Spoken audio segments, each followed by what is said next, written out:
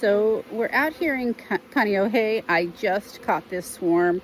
I was able to capture the queen. I'm going to show you the queen clip right here. Just give me a second. She's right in there in that little clip right there. And you can see all the bees. Once they found out their mom was inside that box, they went inside. So this trash bin, this rubbish bin here, was full of bees. It had, see right there, it had some of the comb. So it had comb, honeycomb on the lid. And it had some comb along the edge. Here you can see the little yellow. And then, so I cut the comb off. I put rubber bands around it. I stuck it on those frames that I have in there, in that box. And that's just a portable box that I use to transport the bees. And then I put the queen clip in there in between those frames of comb, honeycomb that they had made.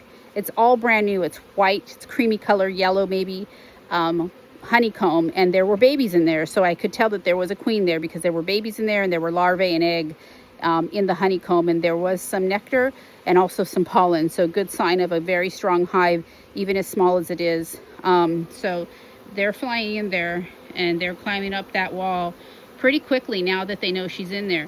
Do you see these bees on the end with their butts in the air? They're doing what's called a waggle dance, and that is telling the other bees that their mom is there. So they're trying to let her know that, let the other girls know, their sisters know that their mom is in there and they all want to go in there. So they have been slowly but surely marching off of this rubbish bin into this box. And I set the box on top of this rubbish bin because that's where they were originally at, just so they have something to climb onto. So they're climbing from the rubbish bin directly onto the box.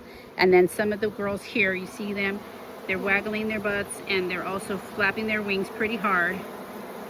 You see that? See them on the ends there? And that's an indication that that's where they need to be. So they're telling the other bees that this is where they need to go. So I'm very pleased. This is a good size swarm. A friend called me. I came up to her house here in her backyard. It's lovely back here. And the botanical gardens is in the background of her house in the mountains. Ko'olau.